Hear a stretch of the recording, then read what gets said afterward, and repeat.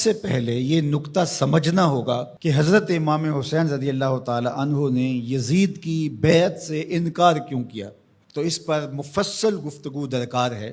یزید کی کرتوتیں، اس کے اعمال جس کی گواہی آپ تک پہنچی تھی، اور کچھ اعمال کے چشمدید گواہ تھے، اس لیے وہ یزید کو قبول نہیں کر سکتے تھے۔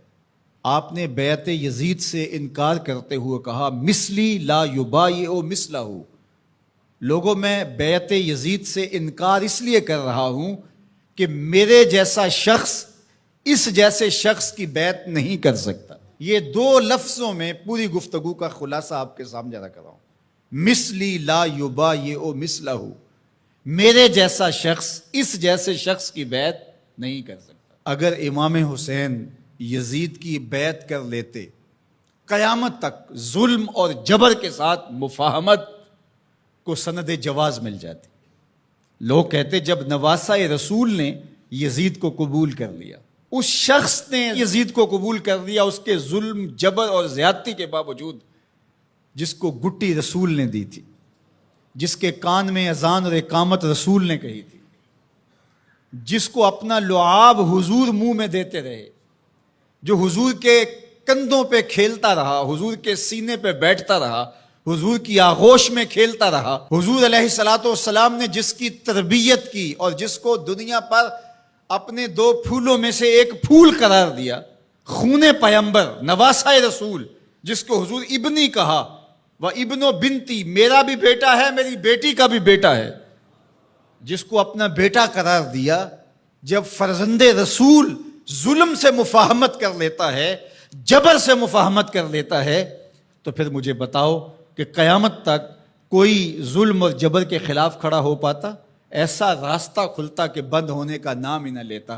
تو حضرت امام حسین رضی اللہ تعالیٰ عنہ نے کہا مثلی لا یبایع مثلہ، میرے جیسا شخص تیرے جیسے سے بیعت کر ہی نہیں سکتا۔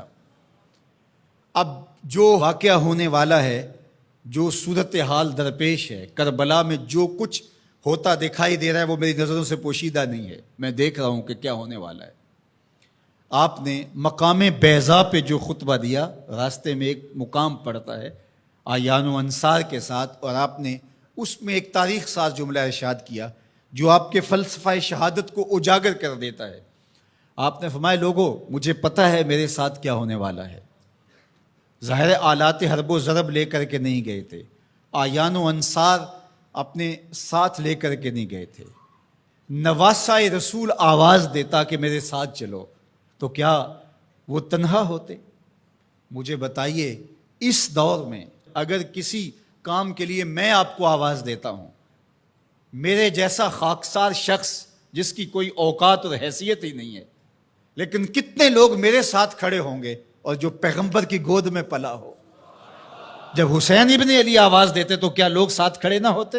ترماح بن عدی بن حاتم، یہ حاتم تائی کا پوتا ہے، حضرت عدی بن حاتم کا فرزند ہے، جو حضور پر ایمان لائے صحابی رسول کا فرزند ہے۔ یہ راستے میں حضرت امام حسین کو ملا، تو اس نے کہا کہ حضرت اگر آپ میرے ساتھ چلے جائیں تو میں چند دنوں کے اندر 30,000 افراد کا لشکر آپ کی پشت پہ کھڑا کر دوں گا، اور پھر ہم یزید کی اینٹ سے اینٹ بجا کے رکھ دیں گے۔ لیکن ترماح بن عدی کی پیشکش کو حضرت امام حسین نے قبول نہیں کیا، کہا بس مجھے جانے دو۔ تو کہا کہ لوگوں، میرے ساتھ جو ہونے جا رہا ہے، جو میری آنکھیں دیکھ رہی ہیں، مجھے اچھی طرح معلوم ہے، ہونے والے مناظر میری آنکھوں کے سامنے گھوم رہے ہیں، کوئی چیز میری نظروں سے پوشیدہ نہیں ہے، لیکن اس کے باوجود بھی میں کیوں جا رہا ہوں؟ تو وہ لفظ سنیے، عزیمتوں کی کتنی دل آویز کہانی ہے، کانسیپٹ کتنا واضح تھا، تصور کتنے واضح تھے۔ وَلَكُمْ فِيهَا أُسْوَةٌ، میں اس لیے جا رہا ہوں قیامت تک جبر، ظلم، جور اور زیادتی کے خلاف کھڑے ہونے والوں کے لیے کوئی نمونہ تو ہو۔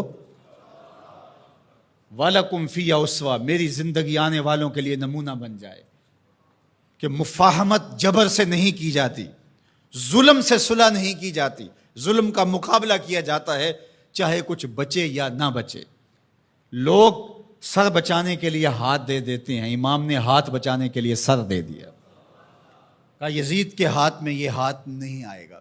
آج پوری دنیا کے اوپر آزادی کی جتنی بھی تحریکیں چلتی ہیں، حریت فکر کی جتنی تحریکیں چلتی ہیں سارے حرارت خون حسین سے لیتے ہیں۔ گاندھی نے جب برطانوی سامراج کو للکارا تو اس نے اپنے لوگوں سے کہا کہ تم کہو گے کہ اتنے تھوڑے لوگوں کے ساتھ اتنی بڑی طاقت سے ٹکر لینا دیوار کے ساتھ سر پھوڑنے کے مترادف ہے، لیکن میرے سامنے حسین ابن علی کا اسوہ موجود ہے۔